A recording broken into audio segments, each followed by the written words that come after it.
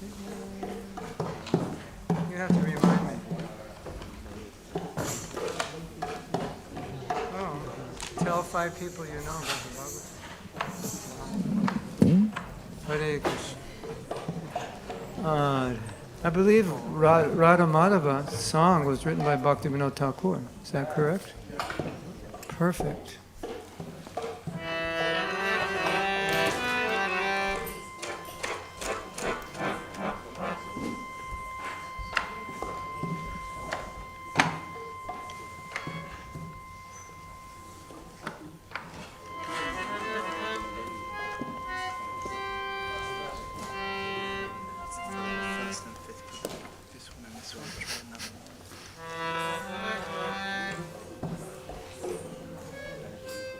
Well, you know, if your harmonium actually works, you're not a bona fide ISKCON temple.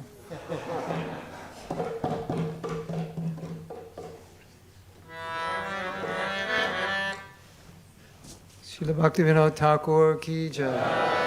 Jai Radha Madhava Kunja Bihari.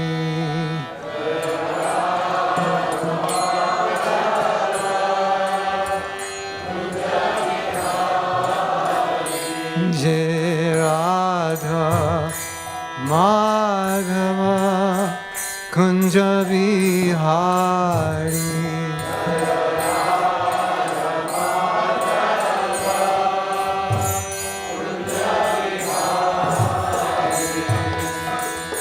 Gopi Janavallabha Girivardhari. Gopi Janavallabha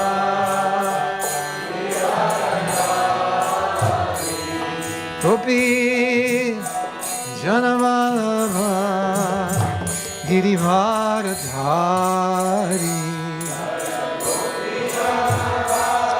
Gopi Janavallabha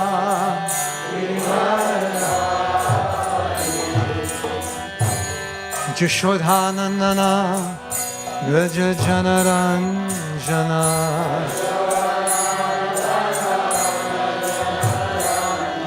Jasana Nandana Raja Janaranjana.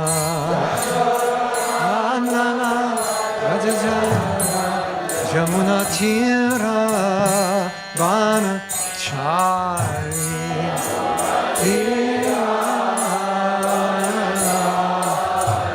Jamuna Tira Vanachari.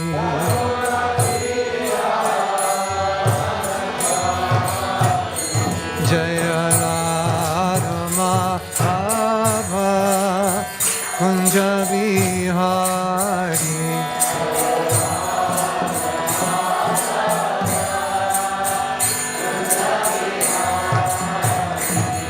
Jaya Radha Madhava Kunja Bihari.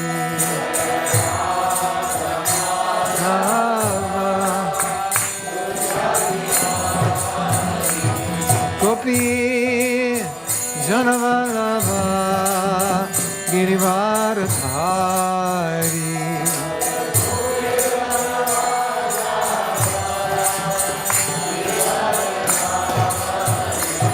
Jai Gopi Janavallabha Girivardhari.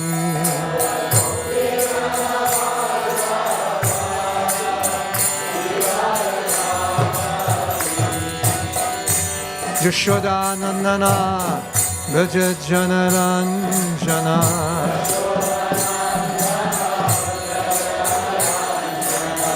Jashodanandana Raja Janaranjana. Jamuna Tira Vanachari. Jamuna Tira Vanachari.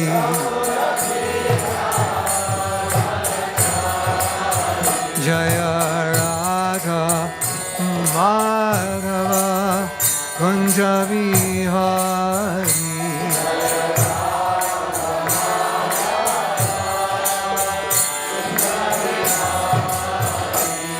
Jaya Radha Madhava Kunja Vihari.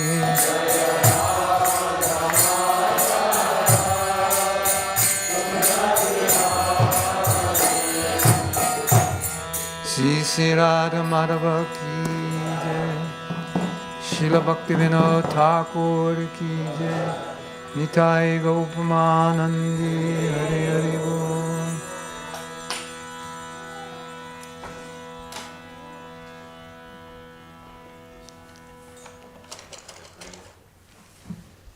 Bol. Om Vishnu Padaya Krishna Prasthaya Bhutale Srimate Bhaktivedanta Swamiti Namane Namaste Saraswati Deve Gauravani Pracharine Nirvisesa Nyavari Paschacharya Satari Namo Bhaktivinoda Sachirananda Namane Gaura Shakti Sarupaya Panuga Varayate. Hare Krishna. It's nice to see all of you again and see some of you for the first time. Thank you for letting me give class. It's such an honor to be able to speak about such an exalted Vaishnava as Srila Bhaktivinoda Thakura. I wanted to tell a story that will give you some insight into how Srila Prabhupada saw Bhaktivinoda Thakura. So most of you know Guru Das. He was amongst that group of first devotees who came to the UK. And he was very fond of the books of Srila Bhaktivinoda Thakura. Bhaktivinoda Thakur's books they're a bit unique amongst Vaishnava writers. Some of them are very practical, like Harinam Chintamani. Some of them go from the basics to the most esoteric philosophy, like Jaiva Dharma.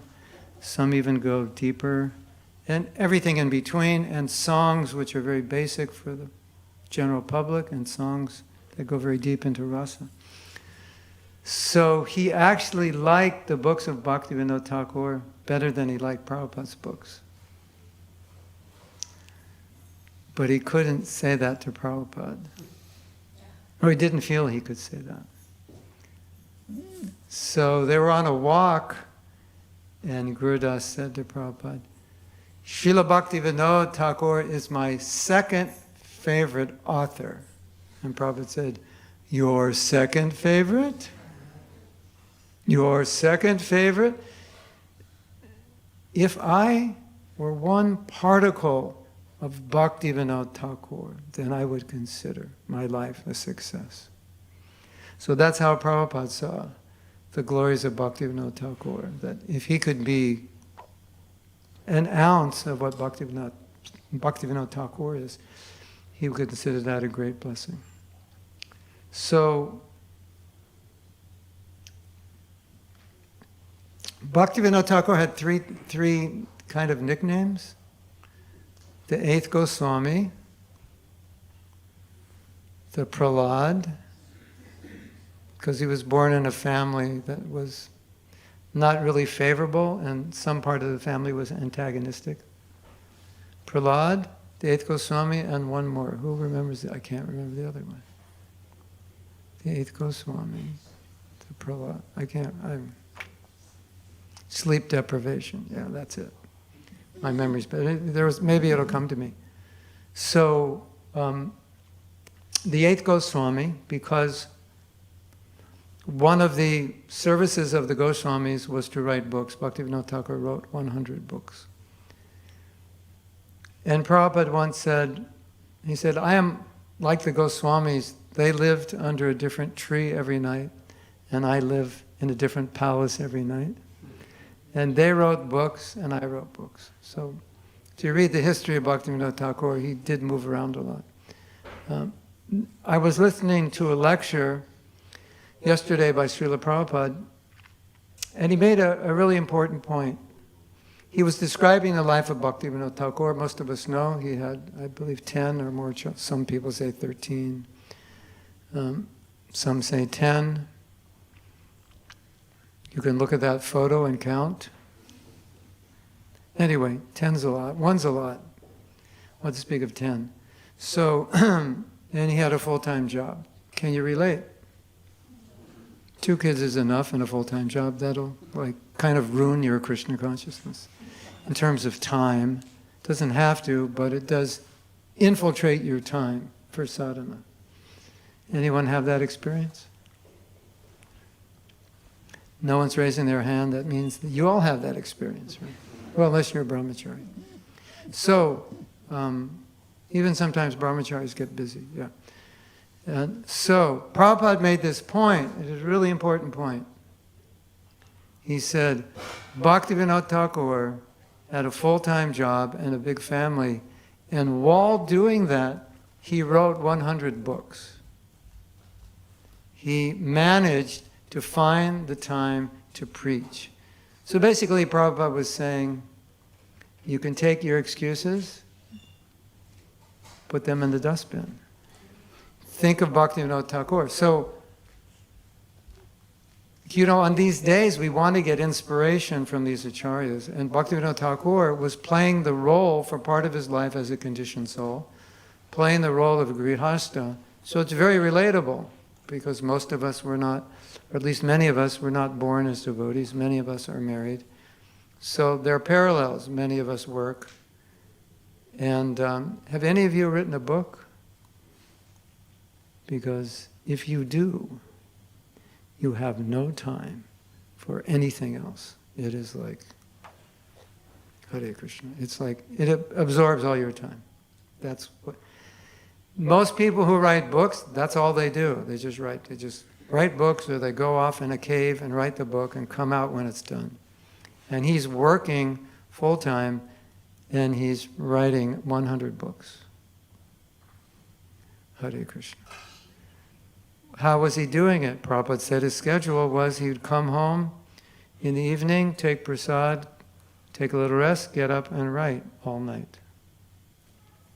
Till about 4, then take a nap till 4:30, and then japa, and then like another nap or something like 6:30, and then a little more writing, meet guests, take breakfast, and go out to work.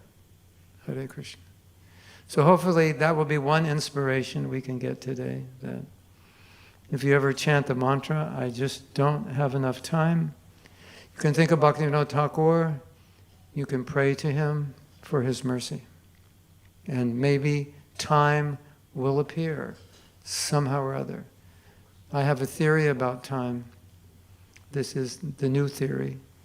You can put Einstein's theory to rest. This is the new one.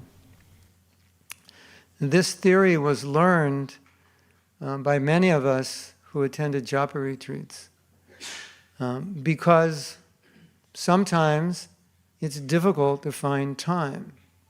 And some people have difficulty chanting their rounds because they can't find time, right? So all of us had this amazing experience at the japa retreat, that when japa became a priority, somehow or other, time appeared. Da-da, da-da. I am time. I have come for you. You now have time to chant. And when japa was not a priority, time crashed on us. And time said, you have no time. You can do it later. And later came, and time said, you have no time. You can do it later. And later came. It was 11 o'clock at night. And time said, you're too tired to finish your rounds. You can do it tomorrow. And tomorrow came, and time said, but you can do it later. And can you relate? So we had this very vivid experience that when something became important, time manifested somehow or other. I don't know how it works, but it happens. Anyone who's chanted 16 rounds a day every day since they took initiation. I have to make an initiation lecture and a Bhaktivinoda Thakura. That's okay, because time restraints. Anyone, but Bhaktivinoda Thakura spoke extensively about Nam Tattva, so it's appropriate. because we're supposed to speak about Nam Tattva. But anyone who's taken a vow to chant 16 rounds and who has done it every day of their life, or if they missed, they made it up, comes to a point in their life where they don't know how not to chant 16 rounds. They cannot figure out how to do that. Isn't it a fact? This one teacher, he was teaching a writing class, and so with writing, a lot of students want to know how you get inspiration to write. And the teacher was asked that question. He said, how do you get inspiration to write? And he had never thought about that. And he said, I don't know. I don't know how not to write. I'm always inspired. That would be like asking Kelly Kadamba, how do you get inspiration to write songs? He'll say, I don't know, I just wake up and write them. It's like that. It's become part of you. So when something becomes part of you, you just do it, and somehow or other, the time is there. So what's going on in the heart and mind of the Acharya? What are they thinking? And that backstory of what they're thinking helps us understand their schedule. So what was Bhaktivinoda Thakura thinking? I mean, if you just look at his preaching strategy, and of course you understand the heart of a Vaishnava, you understand he was thinking how to give Krishna consciousness to every soul in the universe. And interestingly, I was looking through Prabhupada's letters, and one early letter, maybe 49, 53, 59, I can't remember, he revealed his mission. And Prabhupada said, my desire is to give every living entity Krishna consciousness. So that's the mindset, that's the foundation. So now Bhaktivinoda Thakur, this is his foundation. What is he doing when he finally reads Bhagavatam and CC? There's a transformation. What does he do? He starts thinking how to spread Krishna consciousness, right? That's all he's thinking about. He's thinking about, the Acharyas are always thinking about how to get it out of India, so he was thinking that. How to get it in every village, Namhata. Some ISKCON devotees went to a village and they said, do you want to establish a Namhata? And he said, we have one established by Bhaktivinoda Thakur. Here's the building that he established it. So how many villages in India are like that? This is the thinking of the Acharya. And so he wants to give Krishna consciousness to every living entity. So what does he do? He's constantly preaching. What did Prabhupada do? He was constantly preaching till the last breath. Why? Because he could not give everyone Krishna consciousness, right? I mean, there's no other explanation. Why would you be translating Bhagavatam like a day before you're leaving and you can hardly have energy to speak? Because you cannot not give Krishna consciousness. And when you cannot not give Krishna consciousness, it's hard to sleep. So Prabhupada wanted to give Krishna consciousness. What did he do? My dear Lord, please help me wake up so I can write these books. So 2 hours sleep, 2 or 3, and then get up. How many of you like to get up after 2 hours? You ever get up and have to go to the toilet? And what do you do after you go to the toilet? I'm awake! I can chant 32 rounds, 48 rounds. I could write books to save the conditioned souls. You know the story. Maybe you don't. You will know now. 1 a.m., Prabhupada wakes up his one sannyasi disciple. Yes, Prabhupada? What are you doing? Prabhupada, I'm sleeping. Why are you sleeping? Prabhupada, I'm tired. Why are you tired? Prabhupada, I'm not a pure devotee like you. Why you're not a pure devotee like me? Hare Krishna.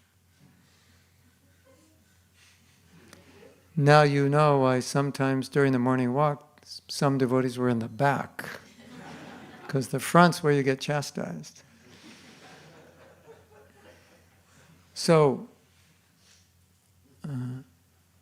this is the heart, the mind of a pure devotee. They're always thinking how to give others Krishna consciousness. So that's what he was thinking.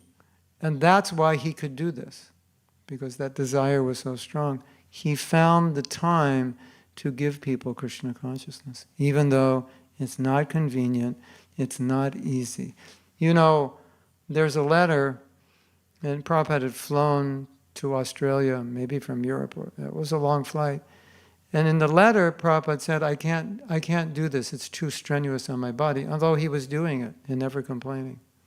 And he was maybe 78, 79, he said, I can't do this anymore. But he still did it. So that's the mood of the pure devotee. So, we read this morning after Mangal Arti that Srila Bhaktivinoda Thakura was the pioneer of Krishna consciousness. What that meant is that if you study Gaudiya Vaishnava history, you see it tends to go up and down. There are periods that it goes up, like when Mahaprabhu comes. The Goswamis, but then it goes down, and then it has to be brought up. With other acharyas bring it up, and then it goes down, and like Krishna says, it tends to get lost. So it was similar at the time of Bhaktivinoda Thakura, and lots of misunderstandings, apa-sampradaya.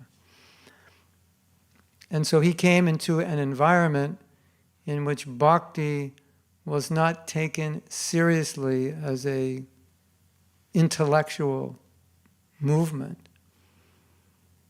And he had to establish the intellectual validity amongst the populace, especially, obviously amongst intellectuals, right? And so he did that. He revived the spreading of Krishna consciousness.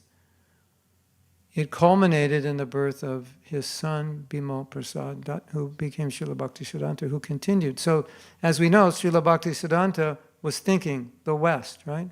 You have to go to the West. Sent his disciples, told Prabhupada. That seed was in the mind and heart of Bhaktivinoda Thakur.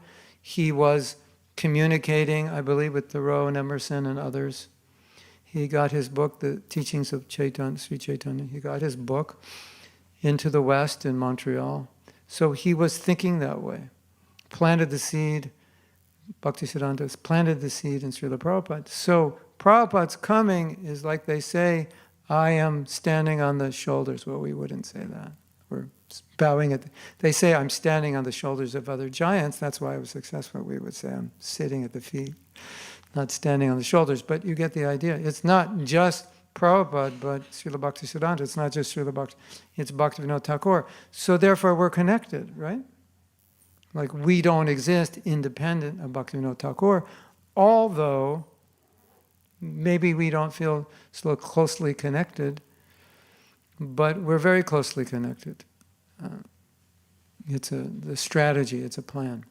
I want to explain another way that we're closely connected, is that if you've ever been to a japa retreat, a japa workshop, the facilitators have relied heavily on the teachings of Bhaktivinoda Thakur, because perhaps more than any acharya, he has elaborated on the nature of the holy name, and specifically, practically, how to chant it.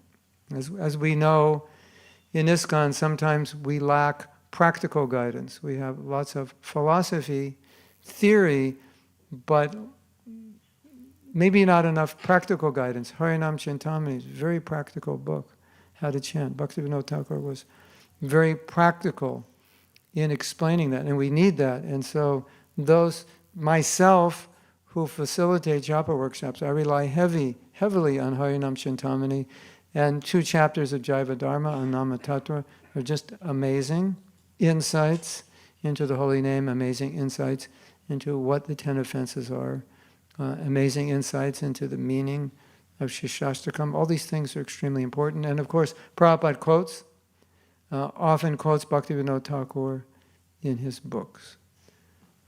So, can I say something about Nam Tattva, since you're getting the name today. Today's the name. Well, you're getting a name, and you're vowing to take the name without offense. Bhaktivinoda Thakur's desire for all of us is that we chant Shuddha-nam, Shuddha, pure.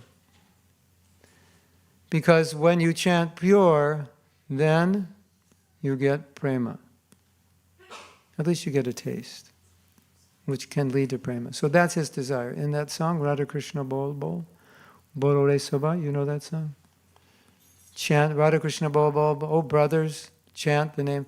One verse it says, just once taste the nectar of the holy name. So he wants that. He wants us to taste that nectar. In one of his songs, he says, I'm drowning in an ocean of nectar when I chant Hare Krishna. He wants us to taste that. Once a man asked Prabhupada, can you see Krishna? And Prabhupada said, yes. And he asked the man, can you see Krishna? The man said, no. And then he turned to a disciple and he said, can you see Krishna? And she said, no, Srila Prabhupada, I can't, but I want to. And Prabhupada said, I want to show you Krishna. So this is the desire of the pure devotee. They want to show you Krishna. They want to give you a taste. This is Bhaktivinoda's desire. And if they desire it, all you have to do is put your hands out, pray, and they'll give it. Why not? Right? Do you know something that amazed me when I read it? Haridas Thakur, who chants 192 rounds a day, it takes 22 hours more or less, he prayed to Lord Chaitanya, please give me a taste for the holy name. Hare Krishna. So that kind of, you have to redefine what that taste is, but it's this strong connection, attachment, love for the holy name. Bhaktivinoda Thakur wants to give it to you. And all you have to do is ask and pray. And today's the day to get it. Are you ready? Now, I have a disclaimer. If you get that taste, it is going to totally destroy your material life. You won't even want to go home. You won't want to go to work. You won't want to go to school. You're just like, you'll be finished. So don't say I didn't warn you. That's the liability of getting a pure taste for the holy name. Kabe habe bolo se dinamar. This is Bhaktivinoda Thakur is teaching us. A very beautiful idea. We should hanker after that higher level of bhakti. So, kabe habe. This is Bengali. Kabe habe bolo se din. When, oh when, will that dina, that day come? When my offenses ceasing, taste for the name increasing. This is poetry. He didn't say it that way, I don't think. Some devotee wrote it. When, oh when will that day be mine? When my offenses ceasing, taste for the name increasing. When, oh when will your mercy shine? Oh when will that day be mine? This is the mood of a Vaishnava, right? Like I'm down here and I want to be up here. This is my desire. I want a taste, not for my sense gratification. That taste brings me closer to Krishna. When, oh when will that day be mine? And then he says, when, this is so funny. I read this like 2 weeks after I became a devotee. I read this verse. When will I be running on the banks of the Ganges, half mad of mind, chanting, Gauranga, Gauranga. And I read that and I go, probably for me in about 2 weeks I'll be there. That's what when you're a new devotee, you think it's like easy. But I have something to tell you that's really interesting. In Jaiva Dharma, 2 devotees were given the holy name. They went home and chanted 64 rounds a day. They came back to their guru. They had achieved bhava in 1 week. Did you know that?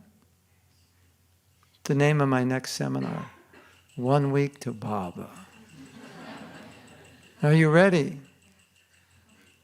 I don't know if everybody's ready. That could be too fast, right? They achieved bhava in 1 week. So, that's amazing. And then sometime later, I heard this lecture by Bhanu Swami, and he said something very interesting that I never heard before, which I'd like to ask in more detail. But I'll tell you what he said. He said the stages of bhakti that we focus on, like in Madhurya Kadamini, it has all the stages and elaboration. He said previously, when people were chanting purely, they didn't really focus on these stages because they just went from 0 to 100 in 1 week or so. Just pure, They're living this ideal lifestyle, born, in Brahmin families, chanting 64 rounds with a mind that's not, looking at their phone every 3 minutes. And they're chanting purely, and just like 1 week to Baba. Baba in the week. Yeah, he said, as things progressed in Kali Yuga, the process became slower. So we started, getting caught in one of these stages that were just like a stairway that we just walk up in a week. And so, some of us are like, yeah, I've been on this stage for like 15 years. But that's due to offenses, according to Bhaktivinoda Thakura. So, I have to tell you a story. There were some devotees who started their own community, but this community only followed 2 regulative principles. I'll give you a hint which 2 they were not, and which 2 they were. Everyone who joined ISKCON at this time, this was during Prabhupada's time, was a hippie. So you could guess which 2 principles they were not following, right? If you know anything about hippies, right? So they were not following those 2 principles. But they were chanting. I don't know if they were chanting 16 rounds, but they were chanting. So the GBC had spoken to these devotees. And he said, Prabhupada said, 4, not 2. And they said, yeah, but at least we're chanting. Okay. So the GBC went to Prabhupada. And he said, Prabhupada, they're only following 2 principles, but at least they're chanting. Then Prabhupada said, maybe in 300 lifetimes that chanting will bear some fruit. And he explained why. He said, because they're disobeying the order of the Guru. Therefore, it's nam aparad. Hare Krishna. Now, to corroborate this, Bhaktivinoda made a statement. If you commit nam aparad, you can chant 100 rounds a day and go nowhere fast. No, he didn't say it that way, but you'll go nowhere, even with 100 rounds. So that's why Bhaktivinoda Thakura wrote a whole book about nam aparad, Harinam Chintamani, how to avoid nam aparad. It's so important because if we're committing nam aparad, then we're chanting, and it's like we're just chained to the wall. We're not going anywhere, right? Am I depressing all of you now? Like, oh my God, I'm so offensive. I'm 100 lifetimes, 300 yeah. Okay. I'm actually trying to make you all feel really guilty right now so that you correct yourself. So one devotee wrote a letter to Srila Prabhupada. He said, I have this problem, this problem, this problem, this problem, this problem, this one, this one, this one, this one, this one, this one, this one, this one, this one, this one. Like every problem you could imagine, he had it. I can't get up, I don't want to do service, I don't like this devotee, I don't like to chant, I fall asleep when I read, I don't want to go out and preach, I don't care if they all go to hell. Like that, just the whole, been there, done that? Never felt like that? Let them go to hell, I'm tired of going out there. Prabhupada looks at the letter, right? Like a doctor, you go to the doctor, I got a headache, the chest, the stomach, the ache here, it's all like, hey, you got COVID, it's like obvious, So Prabhupada's looking at it, he goes, yeah, nam aparad. You've got nam aparad.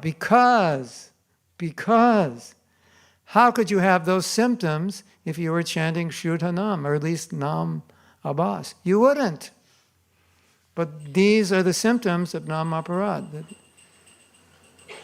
Radha Gokulananda ki jai. Yeah, these are the symptoms of Namaparad. Isn't that interesting? Prabhupada immediately did his diagnosis. So, Bhaktivinoda Thakur wants all of us to chant the holy name without offense. That's why he wrote all those books. 2 chapters in Jaiva Dharma on Nam Tattva. In many books, he goes over the 10 offenses again and again, slightly different ways, and gives really deep insight into understanding what is aparad, what is not aparad, how to avoid aparad. Because when we avoid aparad, then we can fulfill his desire to taste the name, because Krishna will give you a taste, and that taste will completely destroy your material life. Because once you taste the holy name, you'll go crazy, because there's nothing that compares. Nothing in this world compares. And then Bhaktivinoda Thakur, he said something beautiful, so beautiful. You may have heard this, but it's so beautiful. He said, the women, the wealth, and the wine of this world no love on thee bestow. You know that song? Alas for those who spend their days in festive mirth and joy. The dazzling, deadly, liquid forms their hearts forever employ. You know that song? That's a line from that song. That is so profound. Think about it. What is he saying? We're looking for love in sense gratification. And you cannot find love in sense gratification. Love does not exist in sense gratification. And if you don't find love, you'll never be happy. The women, the wealth and wine of this world, no love on thee bestow. Wow. Beautiful, isn't it? It's such a great preaching point, isn't it? You're looking for love in things that inherently do not give love, are not made of love. It's matter. Matter is not made of love. So now, Bhaktivinoda Thakur, as I said, he's chanting the holy name. He's telling us, I'm drowning in an ocean of bliss while I'm chanting. And his desire is that all of us drowned in an ocean of bliss also. That's his desire. That's why he wrote all those books. And so, if we really want to honor Bhaktivinoda Thakur, then we have to honor his request. Please taste the nectar of the name at least once. Today, please taste it. And I have good news for you. Can I give you some good news? This is a bit of advertising, but it wasn't intended that way, but it's going to work. So, tonight, from 6 to 9, we're doing a concert, but it's not a concert. It's actually a kirtan workshop. And it's actually designed so that everyone in the audience has some kind of transformation in the depth of their chanting and has, hopefully, my desire and experience with the holy name that hopefully is unique and special. And it's Bhaktivinoda Thakur's appearance day, so how can we lose? He will help us fulfill this desire. So that's my intention. It's not, concert, no. We want to help all of you go more deeply. And what did Bhaktivinoda Thakur chant the holy name and fulfill? What did he say? Fulfill the soul. Does anyone remember? Chant the holy name just once and fulfill the heart. In other words, when we get a taste for the holy name, Bhaktivinoda Thakur will be happy. That's what he came for, to give us the taste. Right? Otherwise, there's a story. It's really interesting. And it's funny also, because this story will definitely put the VIHE and the MIHE out of business. You're going to burn your Bhakti Shastri degree, and it's all over. No more studying. Just go out and chant all day. Yeah. Okay, that was a joke, but there's some truth to it. So, you want to hear the story? The story that you're all going to burn your Bhakti Shastri degrees after. and just chant. So, Srila Prabhupada was interesting sometimes. Like when he wanted to make a point, sometimes he'd ask a question and he'd know you're going to give the wrong answer. You're going to give the right answer, but in the context that he's asking it, it's going to be the wrong answer. Sometimes you give an answer, and Prabhupada, last week said that was the answer, and this week it's not the answer, because he's making another point. So, he said to one of our godbrothers, he said, "Why do you read my books?" And he gave the proper answer. To learn the philosophy, you need to learn the philosophy to become advanced and detached. And if you don't learn the philosophy, you just be, engaged in material activity. Like that perfect answer, right? And Prabhupada said, no. The reason we read my books is to come to the stage of pure chanting. And when you come to the stage of pure chanting, you don't need the books anymore, because the books were meant to get you there. Because when you get to the stage of pure chanting, you get prema. And after you get prema, see you later, back to Godhead, right? And everything's revealed in your heart, and you know everything. Yeah. So I'm not saying to not read the books. But you understand the principle, right?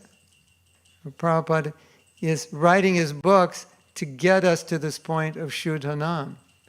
Bhaktivinoda Thakura is writing his books to get us to the point of suddha-nama, to get us to the point of pure chanting. And today's such a fantastic day to do that.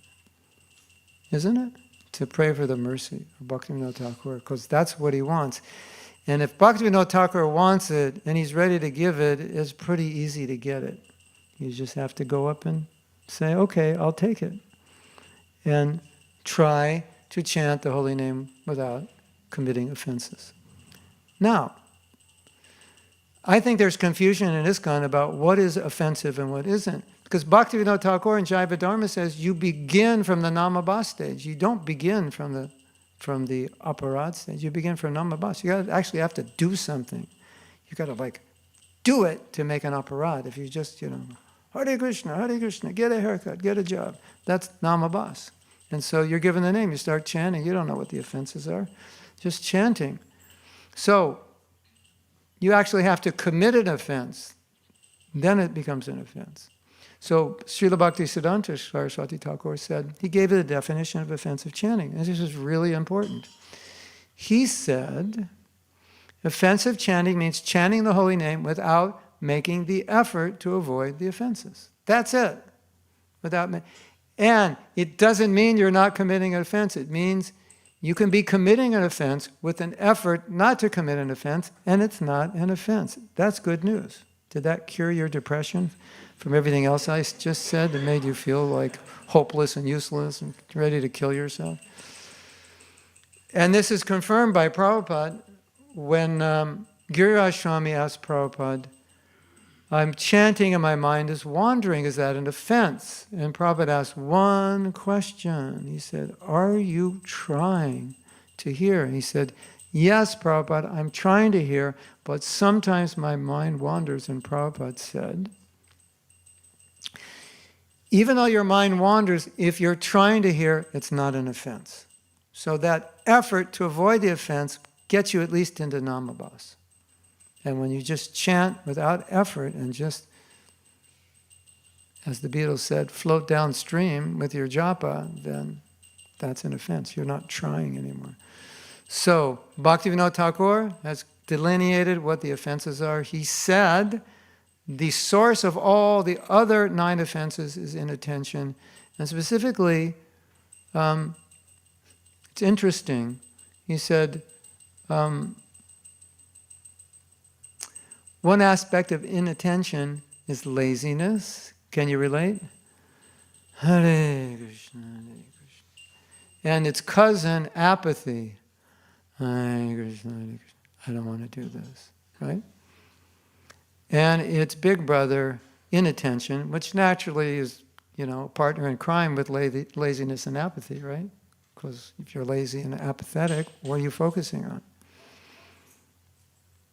So he said that is the foundation for for committing all the other offenses. And it makes sense, right? Because if you're lazy, inattentive, and apathetic, you're definitely not making any effort to avoid the offense, right? So then you're going to commit all the other offenses sooner or later, right?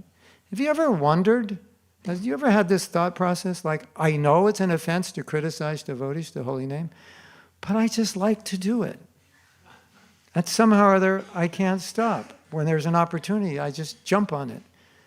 Have you ever thought, like, why do I do that? It's an offense to the holy name, and I need to chant purely, and still I criticize? Sometimes. Do you ever criticize? They don't do that in England, right? This is only in America, because we're Americans. Yeah, we just criticize everybody. Yeah, so we do it, and it's an offense to the holy name. Like, why? Why do we do that? Maybe, as Bhaktivedanta Thakura said, maybe we're committing this offense of inattention, apathy, distraction, laziness, which is causing other offenses. It's possible, think about it. So at least today, I should have given this lecture at 5 a.m. I know it's a little late, but we still have the day left. You can chant more japa, right? And now, Davina's on the spot because she's going to have to chant the rest of her life based on this lecture, and she's going to make a vow right now that she's going to do it, and you're all going to hear the vow. So, and another thing, when the announcement was that you're very good in drama, my request is don't make your life a drama. We have a tendency to do that, right? Yeah, so I'll say one more thing. For my association with Srila Prabhupada, and I think I could speak on behalf of Bhaktivinoda Thakura, Prabhupada did not like when we made excuses. You ever made an excuse like, well, you know, I'm just a lazy person. Well, you know, I'm really Vata Prabhu and I just can't concentrate. I'm really whatever, kappa, I can't get up in the morning and I'm really this. You ever made that excuse? I have a story for you. One devotee was really affected by the mode of ignorance, and they told Prabhupada, he said, he's trying, but he's having a really hard time because he's really affected by the mode of ignorance. And immediately Prabhupada said, why are you giving into the mode of ignorance? In other words, like, why are you giving power to your excuse? It's like it doesn't make any sense. Why can't you chant good rounds? Well, you know, I'm just, you know, just a lazy person, you know. Like, and Prabhupada, his response would be, so what are you going to do about it? And what do we do about it? We just keep chanting the mantra. Well, you know, just a lazy person, you know. And that becomes your mantra for life, you know. And then, so you get that mantra, but you don't get suddha-nama. So Prabhupada's point, Bhaktivedanta Thakura's point is like, here, I'm giving you everything. Here's how to do it. Here's all these books. I mean, it's everywhere in his books. These are the offenses, how to avoid them. He doesn't want us to say, yeah, I know what he says, but you know, it's like, Prabhu, you have no idea what I was like before I was a devotee. If you knew what I was like, then you'd know why I'm a total mess now. That's not what they want to hear. Bhaktivedanta Thakura is saying, I want to hear you come to me and say, today I got a taste. Today was the day, suddha-nama. Now I am convinced this holy name is sweeter than anything. And Bhaktivedanta Thakura says what? In the three worlds, there's nothing but the holy name. What does that mean? What do you mean, nothing but the holy name? There's so many things. There's all of you, there's a temple, all the cars in the parking lot, unlimited trees, blades of grass, 8 billion people. There's a lot of other things in the holy name. What does he mean? He said, there's nothing in this world that can compare to the taste of the holy name, and he wants to give it to you. Just as Prabhupada said, I want to show you Krishna. I want you to see. Bhaktivedanta Thakura wants us to taste the holy name. Yes? Today is the day, ladies and gentlemen. I pray that maybe today, maybe tonight, please come tonight. I'll try to give you a taste. Hare Krishna. Srila Bhaktivinoda Thakura ki jai. Srila Prabhupada ki jai. Nitai Go Premanande. Hari Hari Bo. His Grace Mahatma Prabhu ki. Hare Krishna. Oh, I have to make an announcement. Please mention Bhadra Purnima and distribution of Srimad Bhagavatam at the end of class Bhagavatam class. Devotees are encouraged to tell at least 5 people they know about Srimad Bhagavatam. Tell them or give them, or both? Both? All right. Tell them about Bhagavatam and then distribute a Bhagavatam. Well,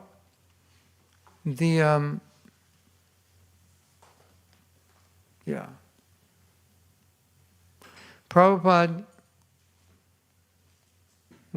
asked, it was another one of these questions Prabhupada asked, like instead of just saying, he asked the question. Gets the wrong answer, corrects you, and gives you the right answer.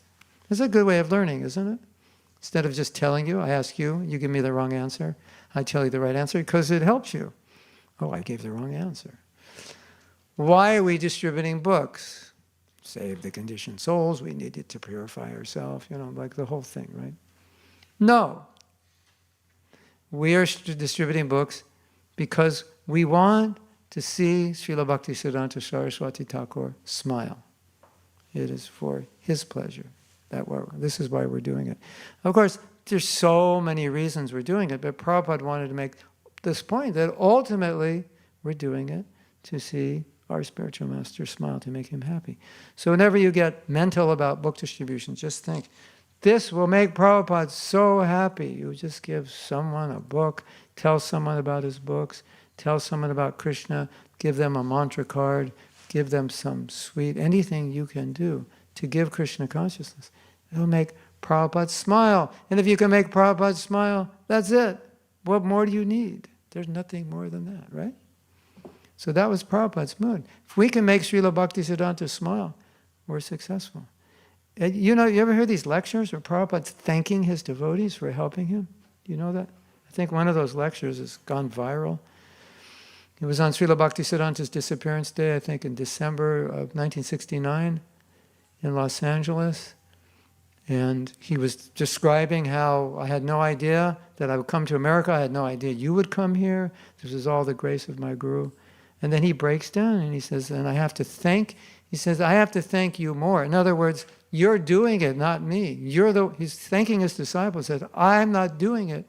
You're doing it. You're helping me fulfill the order of my Guru. And that order was so important to Prabhupada. And his disciples were helping him fulfill that order, that he choked up in appreciation that his disciples could help him fulfill that order because it was so important to him. So that's why he said, we just want to see him smile. Smile, that's it. If I can make my Guru smile, wow. What more could I ask for? So you give someone a book, tell someone about a book, tell someone about the Maha Mantra. Prabhupada is smiling. For sure. And you can feel it, isn't it? I have to tell one story. Do I have time for one story? Well, we're not eating breakfast, so it's like, no problem. I love those fast days, you can just go on forever. So, it's when is it? It must be like November 1971. The winter in Canada, colder than the UK. Well, maybe not colder than Scotland. But it's cold as Moscow. If you go up in northern Canada, it's as cold as Moscow in the winter. So, we get this message from Prabhupada. If you, any disciple, if they will go anywhere and everywhere and preach Krishna consciousness, not considering how they will live and where they will live and what they will eat, I will take the dust from their feet and put it on my head. Well, we heard that, we've fainted. And when we woke up, we got in the van, filled the van with books, drove off into the night in the middle of the winter with no money and just enough petrol to get to the next town where no one has ever been. And we arrived in that town. at 8 o'clock at night in the middle of the winter, and there was nobody on the street. And no one had ever distributed Krishna books until we discovered how to do it, like big books. We discovered how to do it like a week before. And so now it was like filled with big books, the Mission Impossible. No one knew how to distribute big books. We thought this was impossible. You can't do it. Get on the street, there's nobody, one drunk on the street. 8 o'clock at night, it's like, 20 below zero, whatever. And this devotee, who was the lead book distributor, who ran with this idea of big books, he goes up to this drunk, and we're thinking, this devotee was eccentric. And we thought, you're really eccentric. Try to distribute a book to this drunk, And like 3 minutes later, the drunk gives him $8, takes the book. And so it was such a rare thing to distribute the book. The first Krishna book I distributed, I got so excited, I couldn't find my way back to the van.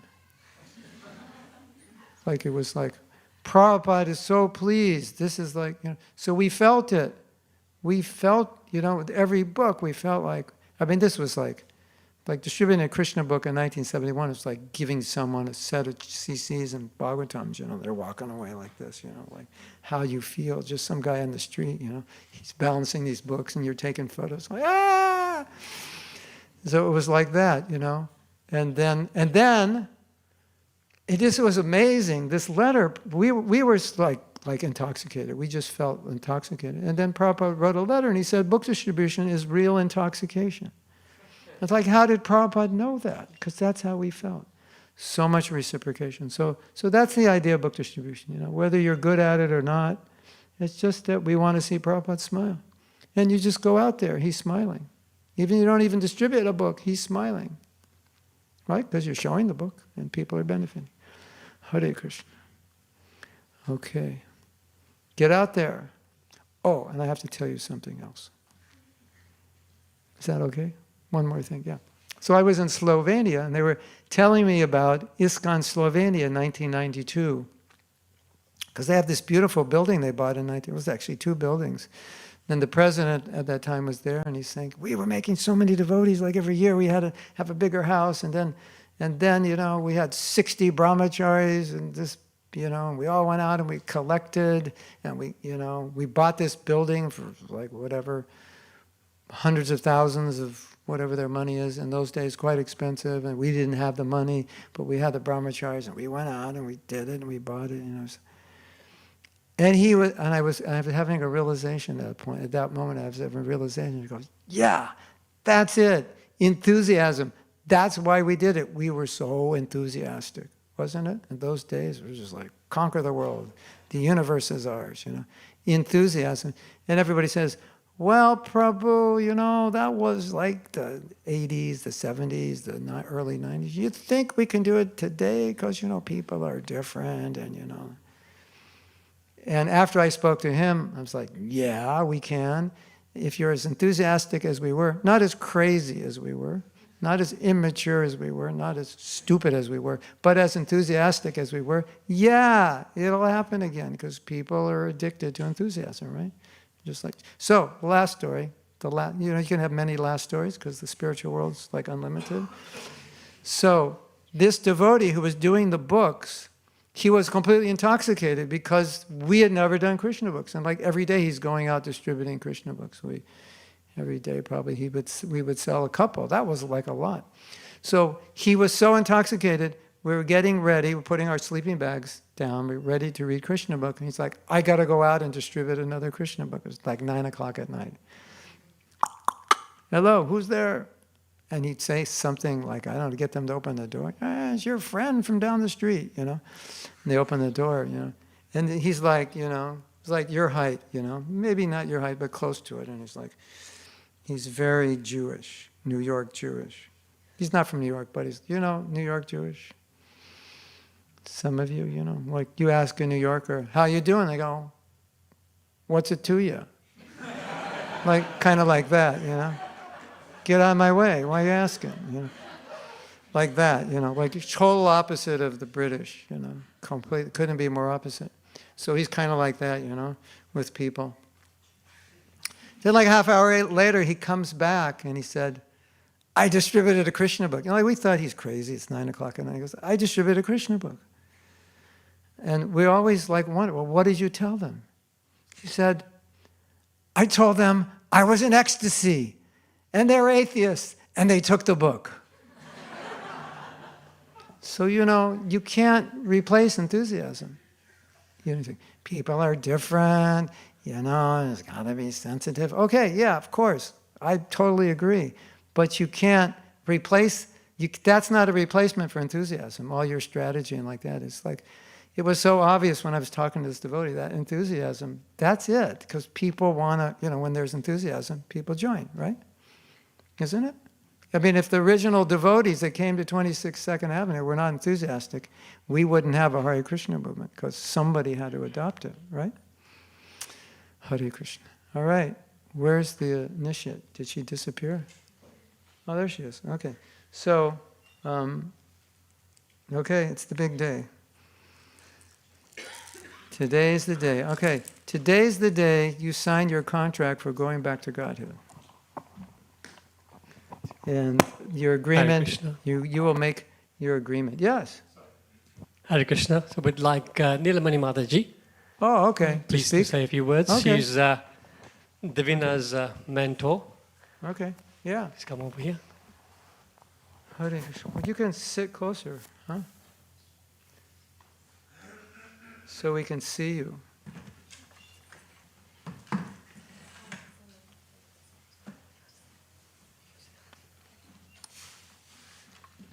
Hare Krishna.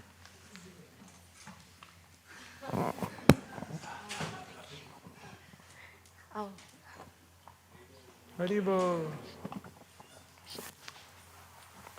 Thank you so much, Mahatma Prabhu, for this phenomenal class. I'm completely blissed out, and I think all the devotees are probably brimming with enthusiasm I hope so. and happiness to taste, and eagerness to taste the nectar of the holy name today on Bhaktivinoda Thakura's appearance day after hearing from you. So thank you so much. Just something very brief on Davina. I've known her for over a decade, and in that time she's been very consistent and committed to preaching and sharing Krishna consciousness, especially through the arts. A few years ago, she was involved in a creative arts group who put on a phenomenal play about Srila Prabhupada. So phenomenal that the person who played Srila Prabhupada actually shaved his, it was her husband Milan, shaved his hair off in the intermission. When Srila Prabhupada, sorry, it's just one part that I cannot forget. We were like, can't have a second performance. I think, you may have, but maybe you had a wig on. It was absolutely phenomenal. And recently, she played Draupadi in the Mahabharat dice game drama. She also directed a mesmerizing Janmashtami play, which was called Immoral. And it was wonderful, really well received. She's also been a speaker for the Krishna Society at Brunel University. She's given Bhagavad Gita class here on a Sunday, which is quite a busy time to give class. And other services she's been involved in is Goshala service, transfer services at ISKCON London, and transcribing the videos and of yourself, of His Grace Mahatma Prabhu, and proofreading Mahatma Prabhu's books. But superseding all these wonderful offerings, Davina is a kind-hearted Vaishnavi who's dedicated to her sadhana and is looked up to by many. And I'm just so, so happy to see her taking this essential step in her spiritual life, formally being connected to the parampara and receiving initiation today from His Grace Mahatma Prabhu. Hare Krishna, Srila Prabhupada ki jai. Haribol.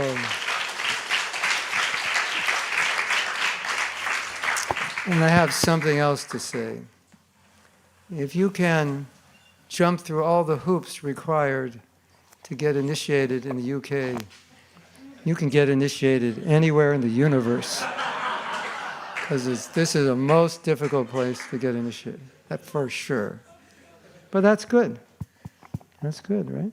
Thank you, Prabhu. So on behalf of the initiation committee,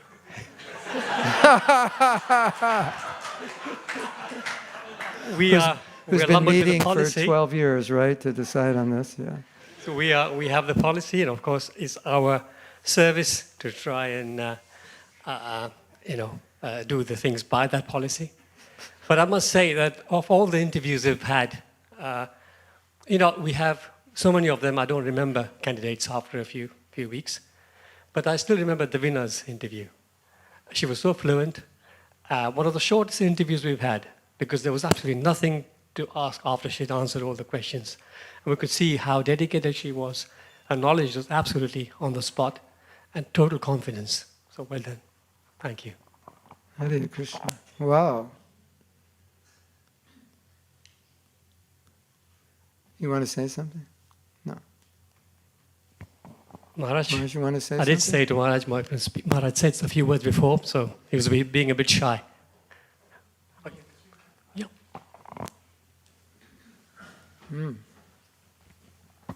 Hare Krishna. Oh, thank you so much. So it's a real, of course, Davina's brother is Nishinganam, and we lived for quite some years together in the Brahmachari ashram, and through him got to know Davina, and she's been an amazing devotee over the years. You can see so many of her friends have come. She's like a leader of her generation, to really take a commitment like that and really be an inspiration, a role model for many other devotees. It's a real great example. And initiation is a wonderful opportunity, as Mahatma Prabhu was explaining, an opportunity to receive the name of Krishna and really take it as your life and soul. Rupa Goswami says, Ado Guru Padashraya. In the beginning, there must be surrender to the spiritual master. And the spiritual master in that way opens up all the other angas of bhakti and all the opportunities for the wealth of devotional service. So we're so happy for you, and we pray for you, and the community here is here to support you in your journey after initiation, because often we do say that initiation is just the beginning. And there's a lifetime of devotional service, and I'm sure you have many friends and mentors and the community here who will continue to support you. So thank you very much for your dedication, and thank you to all the devotees who have contributed to Davina's life and bringing her to this point. Hare Krishna. Hare Krishna. Srila Bhaktisiddhanta said, on initiation day, you officially become a neophyte. It's not the summit. You're now officially entered the school. And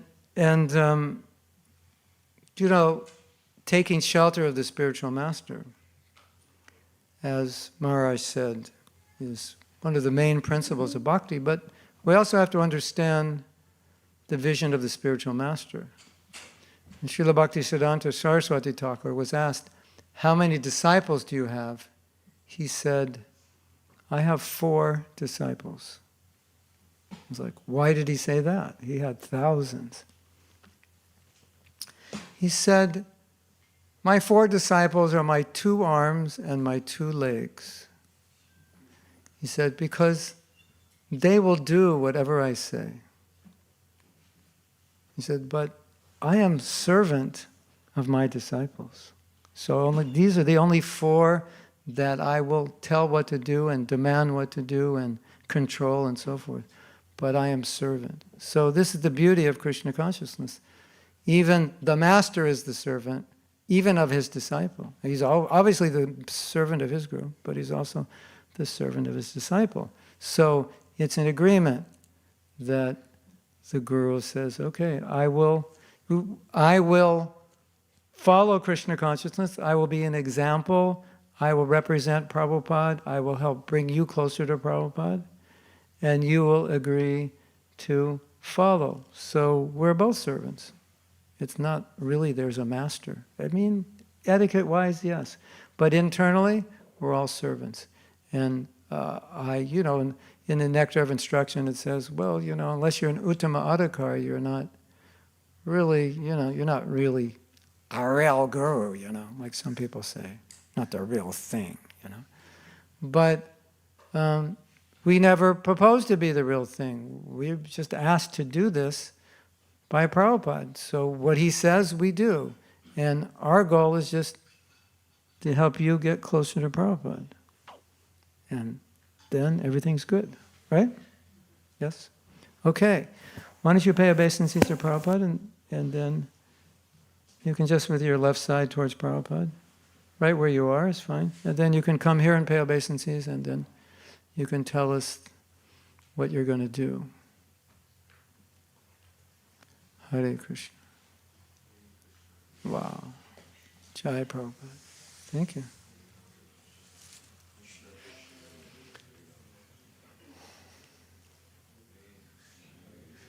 Krishna Krishna Hare Hare. Hare Ram, Ram Ram, Hare Hare. Krishna Hare Krishna, Krishna Krishna Hare Hare. Hare Ram, Ram Ram, Hare Hare. Hare Krishna, Krishna Krishna, Hare Hare.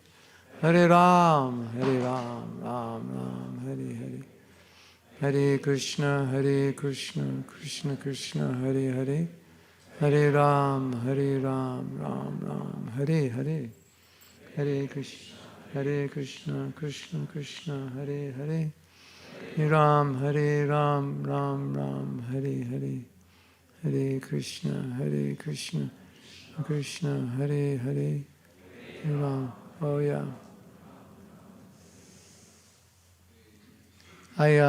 We had an initiation in Poland of a man, and I said to all the devotees, and I can't say this to you because she's a woman, but I said to all the devotees in the temple, he's making a vow in front of all of you.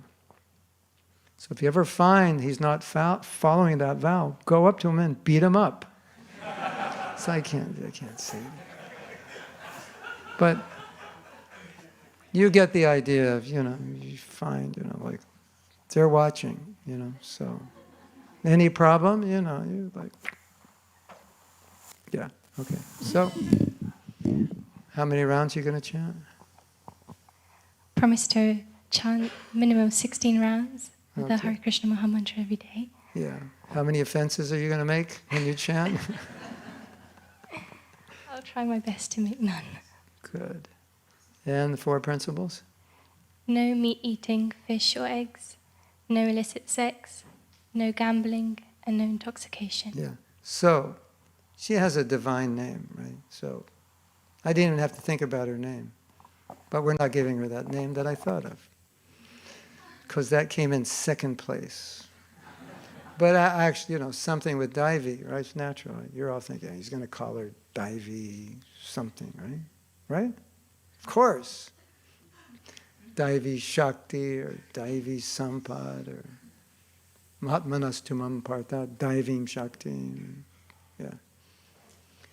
But for her, there's a better name. Because she's attached to this devotee, and this devotee exhibits so many good qualities, and this devotee exhibits intense compassion for the suffering of others, and she will suffer herself even to prevent the suffering of others. And this devotee exhibits for us complete dependence on Krishna and teaches us that when you totally depend on Krishna, Krishna will come and save you. You know this devotee? Draupadi. Your name is Draupadi Devi Dasi.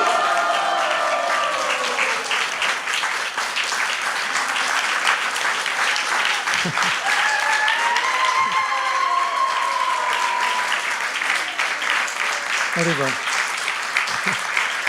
Hare Krishna. Yeah. Srila Prabhupada ki jai. So now I believe, if you like, there's going to be a fire yajna in the Haveli. Is that correct? Yes. Oh, yeah, Pushpanjali. Pushpanjali before the fire. Oh, yeah, perfect. Okay. So as Maharaj announced earlier, yes, we'll have Pushpanjali now. And after the Pushpanjali, everybody is requested to please proceed to the Haveli for the Yagya. Hare Krishna. Haribol. Joy Prabhupada. Just a quick announcement. We'll have a book table and reception very briefly after Pushpanjali with Mahatma Prabhu's books and USBs with all his classes. Thank you, Hare Krishna. And I'd just like to thank Mukunda Hari Prabhu and the initiation team also. Hare Krishna.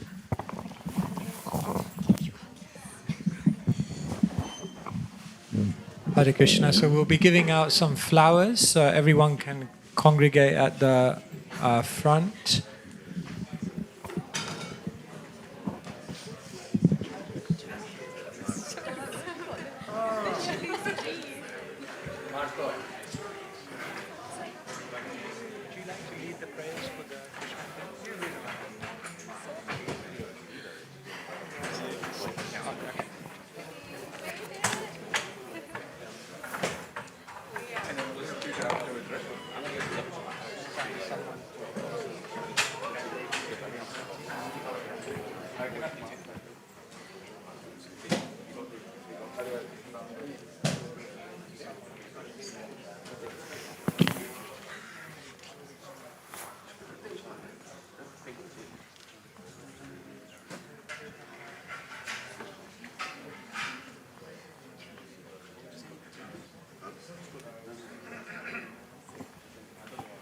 Hare Krishna. So there'll be some flowers coming around. So if you keep 3 sets of flowers, we'll be offering Pushpanjali 3 times 3, so 9 sets.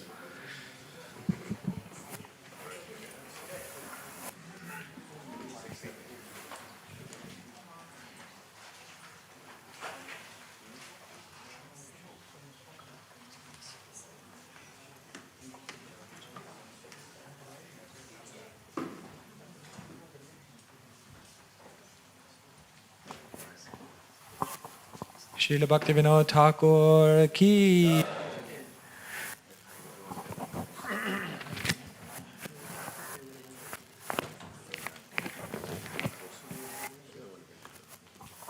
Om Ajnanatimirandhasya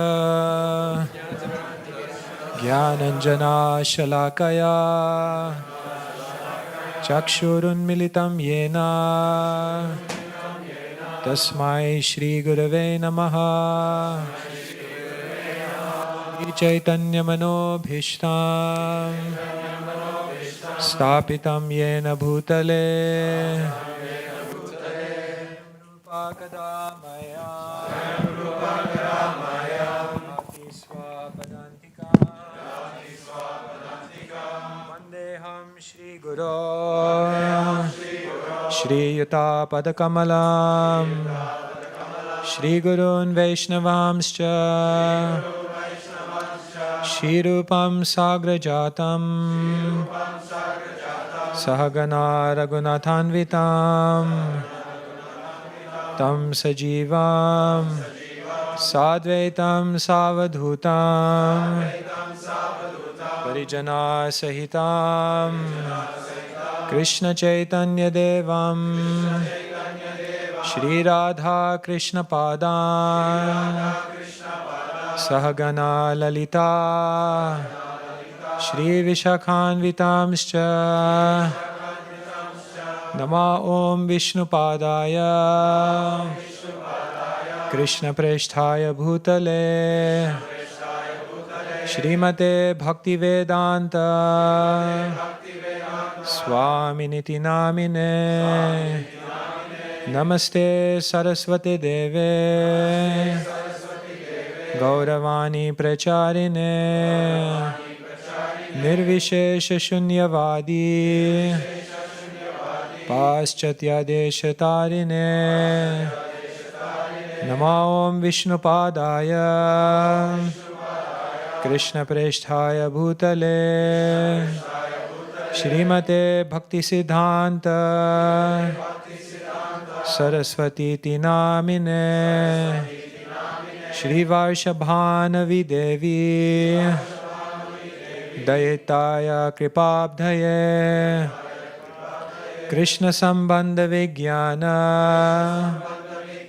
Dayine Prabhave Namaha Madhuryo Premadhya Shri Rupanuga Bhaktida Shri Gaura Karuna Shakti Vigrahaya Namostute Namaste Gauravani Shri Murtaye Dinatarine Rupanuga Viruddhapa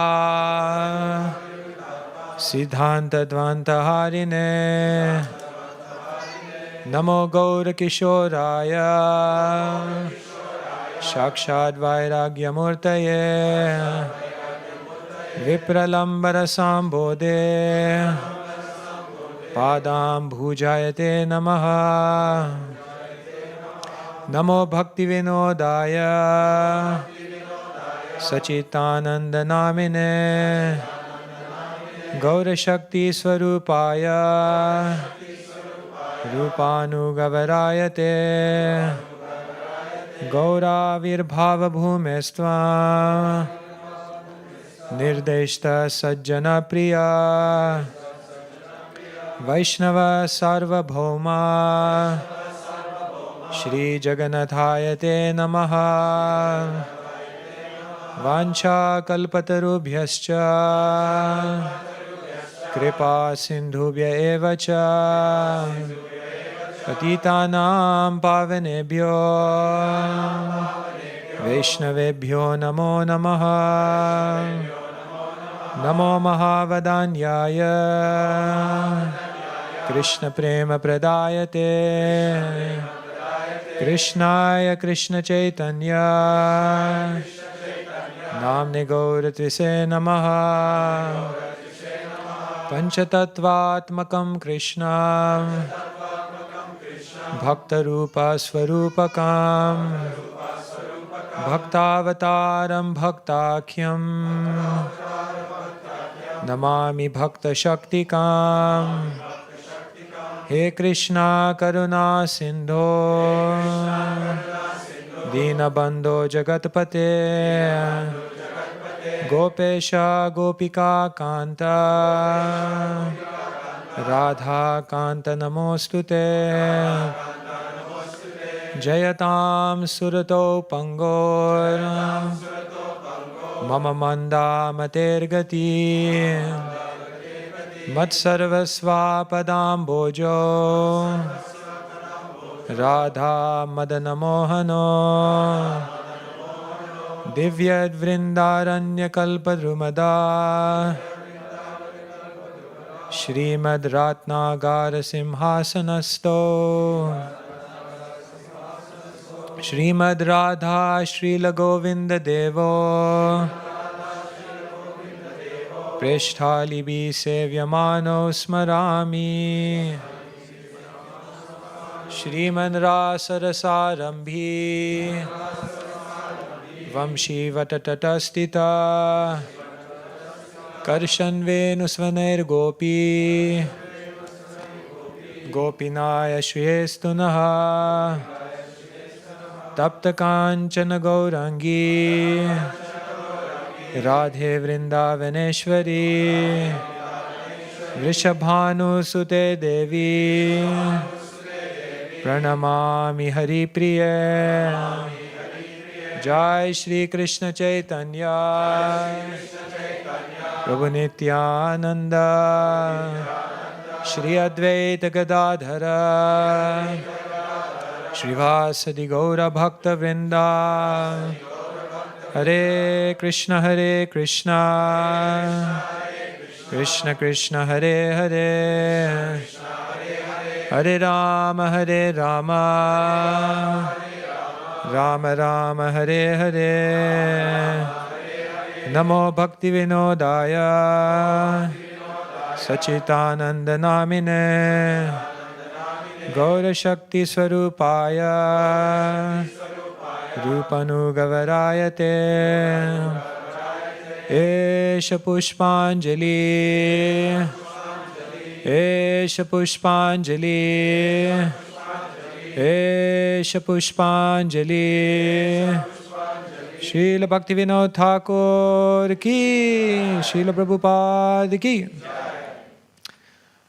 Namo Bhaktivinodaya Sachit Ananda Namine Gaura Shakti Swarupaya Rupanugavarayate Esha Pushpanjali Esha Pushpanjali Esha Pushpanjali Srila Bhaktivinoda Thakura ki.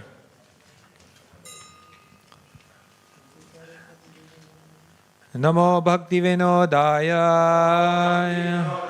Sachitananda Namine Gaura Shakti Swarupaya Rupanugavarayate Esha Pushpanjali Esha Pushpanjali Esha Pushpanjali Srila Bhaktivinoda Thakura ki Jai Om Vishnupad Paramahamsa Paribrajacharya Astota Sata Shri Srimad His Divine Grace Srila Bhaktivinoda Thakura ki Ananta Koti Vaishnav Vrinda ki Namacharya Srila Haridas Thakur ki Jai Nitai Gaur Premanande Hari Hari Bol.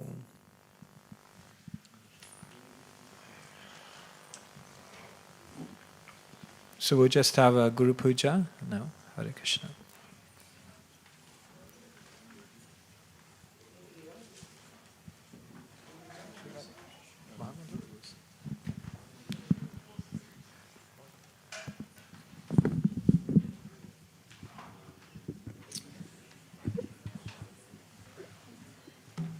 Srila Sachidananda Bhaktivinoda Thakura ki jai.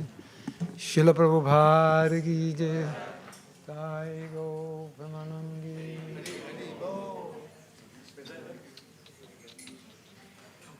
Sri Guru Charana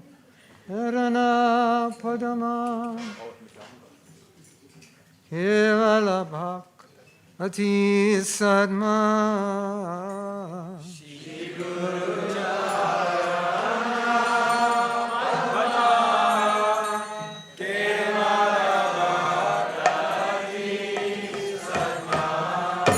Sri Guru Charana Padama Kevala Bhakti Sadma Sri Guru Charana Padma Kevala Bhakti Sadma Vandam we Sabadana Mate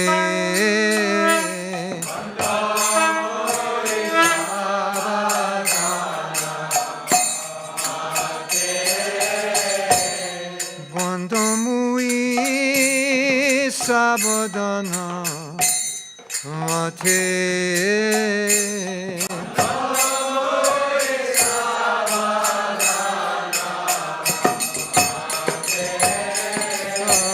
Jahara Prashare Bhai E Bhavato Riya Jai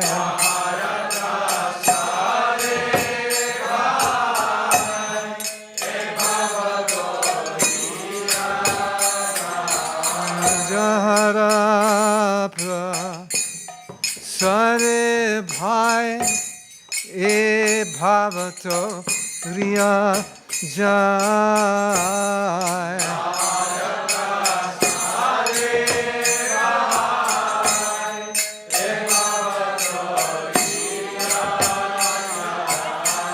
Krishna Prapti Hoye Jaha Hoite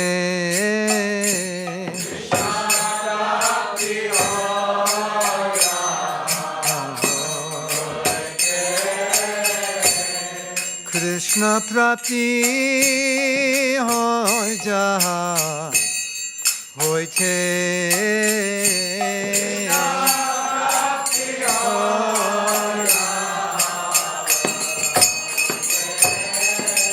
Guru Mukha Padma Bhakya Chite Teko Hriya Hakya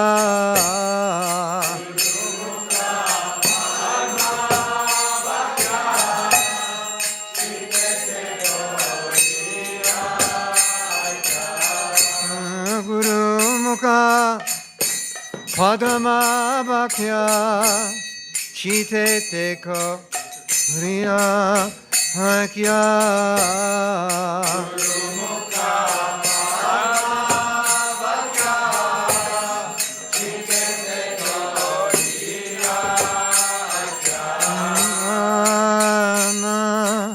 Kori ho mane asha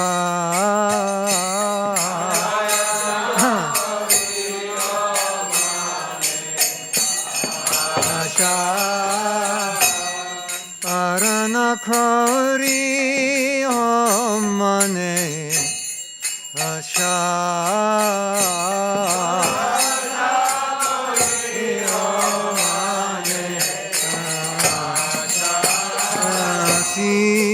Guru Chorane Yurati Eishe Utama Gati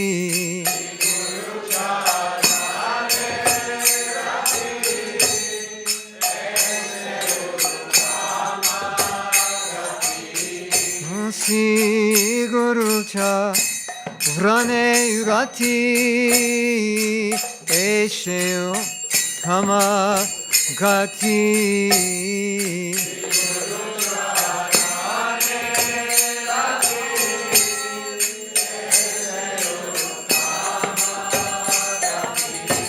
Jai Prashare Pure Sarva Asha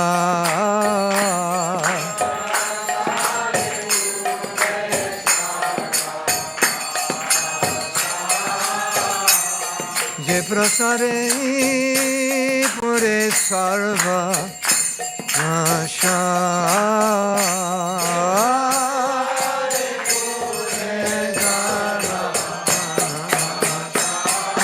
Chakudan dilaye Janne Janne Prabhu se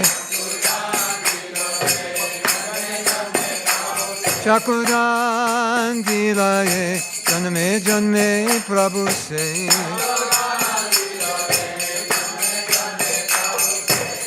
Divya Gyan Vride Prokasita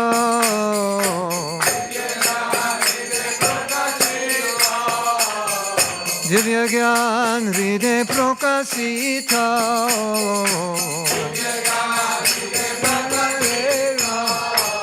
Dya Preme Bhakti Jahate Obe Jabe Nasa Jate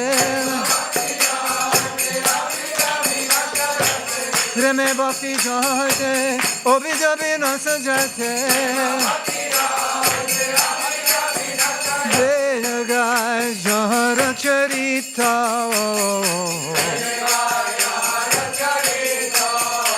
Vedagay Jahara Charita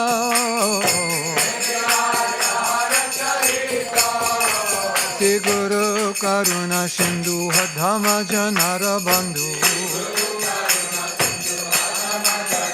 Te Guru Karuna Sindhu Hadhama Janara Bandhu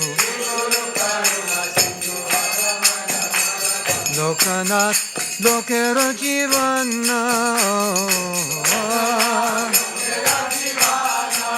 Srila Prabhupada Lokera Jivana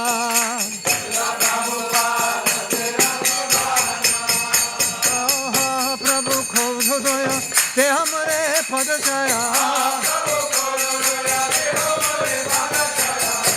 Prabhu Khodaya Te Hamare Padachaya Devi Ashku Sukti Bhuvana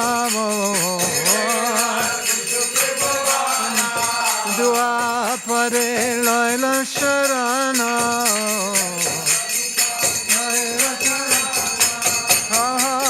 Prabhu Korodoya de Hamare Padachaya Prabhu Korodoya de Hamare Padachaya Srila Prabhupada Potita Pavana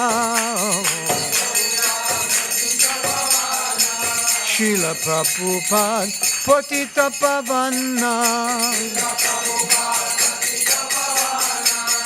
Jayo Vaishnav Thakur Vaishnav Thakur Vaishnav Thakur Vaishnav Thakur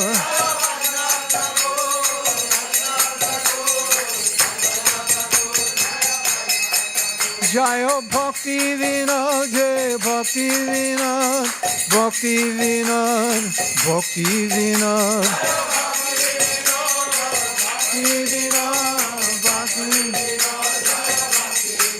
Jai Bhaktivinod Jai Bhaktivinod Bhaktivinod Jayo Bhaktivinod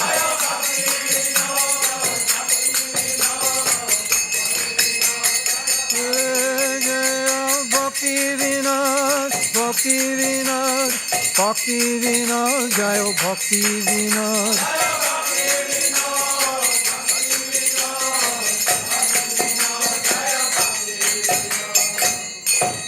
Srila Bhaktivinoda Thakura ki jai Srila Prabhupada ki jai Nitai Gaupamanande Hari Hari Bo